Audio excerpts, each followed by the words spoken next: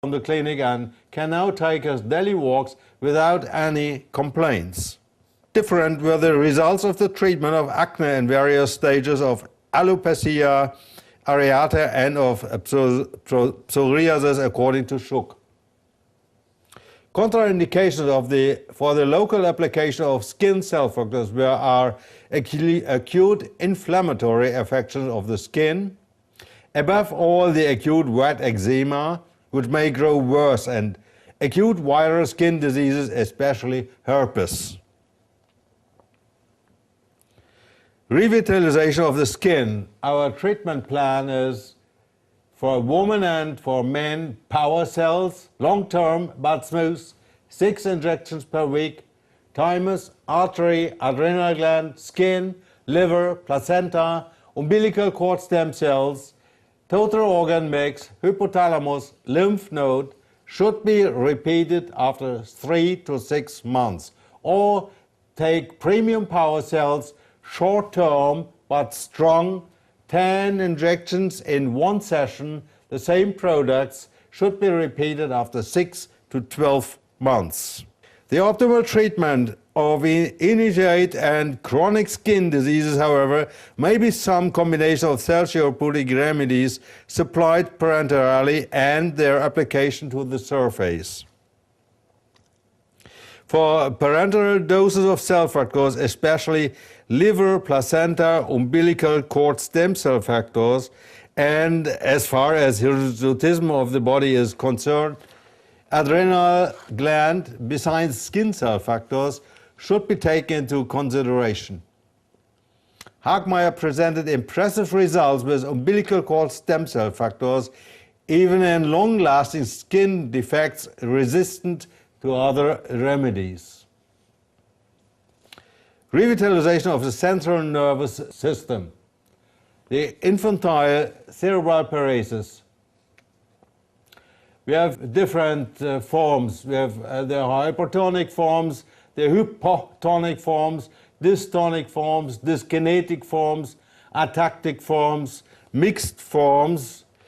And the infantile cerebral paresis belong to disorders of the motor system, which may be combined with sensorial, sensitive, intellectual and psychopathological deficiencies and cerebral seizures. The causal cerebral lesion constitutes usually a final condition without progression. The second type is formed by heredodegenerative and metabolic ailments of the central nervous system which take a progradient path. Whereas in former decades the extent of the intellectual deficit was the center of considerations and the infantile affections of the central nervous system were divided into debility, imbecility and idiocy according to the degree of the mental retardation, especially in the last years have provided other orientation.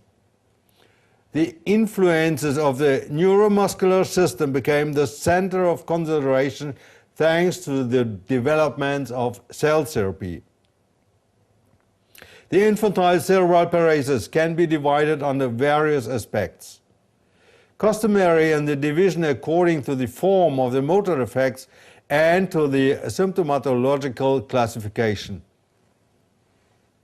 Important diagnostical partial symptoms of mental retardation and multiple physical disability are somatic, mental, sense organs, peculiarities, and that is differentiated in general growth anomalies and partial growth anomalies, and muscular hypertony, muscular hypotony, or the mental psychosocial differentiation in apathy or aggressivity and so on, and the intellectual in debility, imbecility, idiocy, or no discrimination, and the sense organs and skin, and disturbance circulations, anomalous pigmentation, understanding of speech, motoric speech disturbance, or peculiarities, increased predisposition to infections, lacking immunoglobulins, gastrointestinal disorders, chronic obstipation, ulcer esophagitis, or important another symptoms, somatic, that is partial gross abnormalities, or statomotoric muscular dystony, or mental deafness, loss of initiative, intellectual hearing, or vision strabism, or sense organs with skin, lacking speech, understanding of speech, motoric speech disturbances, or peculiarities, gastrointestinal disorders, vegetative symptoms, loss of waking regulation of body temperature. The biological condition of the affected children cannot be perceived unless the concomitant symptoms in other fields, in addition to the motor effects, are taken into account. This helps to understand the pathobiological influences of the basic process on the child's individuality. Apart from the central neuromuscular symptoms manifesting themselves by spasm, hypotonia, chorea, dyskinesia, and ataxia, a wide variety of concomitant symptoms is found in the sensorial, sensitive, psychic, intellectual, and somatic spheres. They may influence the face of the children stronger than the central motor symptoms.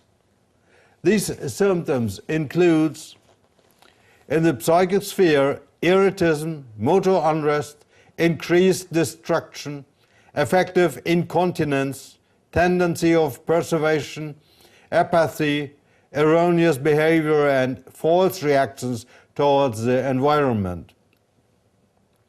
In the sensitive sphere, hypersensitivity, hyposensitivity, trophic disturbances. In the sensorial sphere, speech disorders, hyperkinesia, disturbed coordination, acoustic symptoms, audiogenic dyslalia, deafness of the internal ear with loss of high sounds, motor hearing dumbness, acoustic agnosia, eye symptoms, strabism, visual paresis, nystagmus, defects in the visual field. And the intellectual defects are not obligatory but occur very frequently in the course of untreated cerebral paresis. Moreover, a debility with a restricted capacity to develop or serious oligophrenia, permitting only a practical formation or constituting a mere nursing case, may come on. This incomplete outline of the multiple effects of a lesion in the central nervous system shows that virtually every child has an individual symptom mosaic of his own, which necessarily requires an individual therapeutic scheme. A residual therapy. In cases of serious multiple disability, and if cerebral paresis is taken up in late periods beyond the second year of age, the causal and symptomatic measures mentioned above are frequently insufficient to provide decisive progress because the lesion in the central nervous system is too deep. Whereas until a few years ago, doctors were relatively helpless when confronted with such situations, the injection of cerebral cell factors provide nowadays a remedy likely to mitigate considerably even these human fates. It may be regarded as a significantly established fact that morphological defects on a cellular and tisular level and dysfunctions can be improved by a specific subcutaneous implantation of cerebral tissues. More so if this method is combined with the above therapies. Considerable increases of the brain volume index were registered even in general disorders of the brain, such as microcephalia or mongoloid brachiomicrocephalia. For practical application, the following remarks must be taken into consideration. Spastic forms are, as a rule, exclusively or prevailingly lesions on the cortex. Cell factors used are cortex cerebellum, or in localized cortical atrophy, mesencephalon, diencephalon, hypothalamus, and epiphysis cerebri cell factors. The effects on the movements are modest beyond the 30 years of age. In the types of chorioatetosis, the lesion by nuclear icterus or early infantile encephalitis is in the zones of the diencephalon and hypothalamus. The cell factors indicated here are diencephalon and hypothalamus. The symptoms indicate whether the disorders encroach upon the neurohypophysis or mesencephalon and whether parts of the cerebral cortex are involved. The lesion in the hypotonic or adynamic form of infantile cerebral paresis is located chiefly in the zone of the mesencephalon, but often exceeds it. The strongest implantations are those of mesencephalon and medulla oblongata cell factors. Combinations with diencephalon and cerebellum cell factors are advisable in certain cases. Our treatment plan for revitalization of the central nervous system for women and men are with power cells, long-term smooth, 6 injections per week, brain, little brain, cerebral cortex, spinal cord, midbrain, diencephalon, thalamus, hypothalamus, medulla oblongata, placenta. Should be repeated after 1 month until better development. Or take premium power cells, short-term but strong, 10 injections in 1 session, brain, little brain, cerebral cortex, spinal cord, midbrain, diencephalon, thalamus, hypothalamus, medulla oblongata, placenta, should be repeated after 2 months after better development. Ataxia as a guiding system may be due to an inadequate coordination and thus be localized in the zone of the diencephalon mesencephalon. Very frequently, the cause is a defective development or lesion of the cerebellum. The most important implantation is that of cerebellum cell factors. Combination with medulla oblongata, mesencephalon, diencephalon, and possibly cerebrum cell factors are necessary in certain cases. Atrophic processes in the brain. Our treatment plan is for women and for men with power cells, long-term but smooth, 6 injections per week, brain, diencephalon, midbrain, thalamus, hypothalamus, spinal cord. Should be repeated after 1 month. Or premium power cells, short-term but strong, 10 injections in 1 session, brain, diencephalon, midbrain, thalamus, hypothalamus, spinal cord, should be repeated after 3 months. Atrophic processes in the brain during the middle and major age belong to the most satisfying indication of cell therapy. Above all, Wolf has been working at these problems for 20 years and substantiated his clinical findings with psychological tests. Wolf's patients includes 133 persons who got 2,500 individual applications of cell therapy. In each individual treatment of brain atrophic processes, intramuscular injections of cortex cerebri and placenta cell factors were given. A number of patients suffering from obstinate disorders of sleep got additional doses of hypothalamus cell factors. Unlike the usual cell therapeutic practice of putting repeat treatments off to a term beyond the time interval of 6 months, 66 patients got several repeated treatments at intervals of 4 weeks in order to intensify the therapeutic effect. Thanks to the favorable experience with this intense method, and as complications are rare, Cell therapy for brain atrophic processes in middle and mature ages should be started with an intensive treatment. That means 3 to 4 treatments at intervals of 4 weeks, as described above. As these initial concentrated therapies have usually improved the state of health considerably, the further applications can be effected at longer intervals.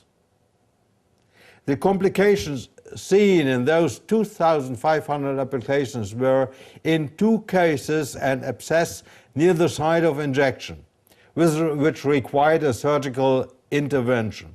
3 more cases showed near the site of injection some indurations, which regenerated after conservative treatments. Taking into account these observations, the rate of complications was given to be 2%. To substantiate the therapeutic outcome, Henning conducted on 40 patients before and after cell therapy psychological studies, which proved the following summarizing results. 50% of the patients were revitalized to normal. In 37% also a revitalization, though less intense, was observed, so that the total positive effects resulted in 87%.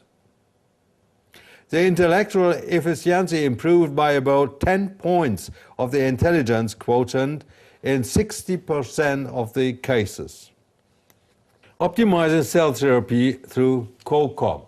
COCOM is a holistic program, and cell therapy can be optimized through COCOM, and that stands for cell therapy as a leading treatment, ozone therapy to improve the O2 partial pressure, chelation therapy to detoxify heavy metals and free radicals, oxygen therapy to improve the microcirculation, and magnetic therapy as a logistic transport system for O2 and cell factors. These 5 well-known methods are summed up because of their synergistic effects, as I experienced them for more than 30 years in my private clinic for natural healing and holistic medicine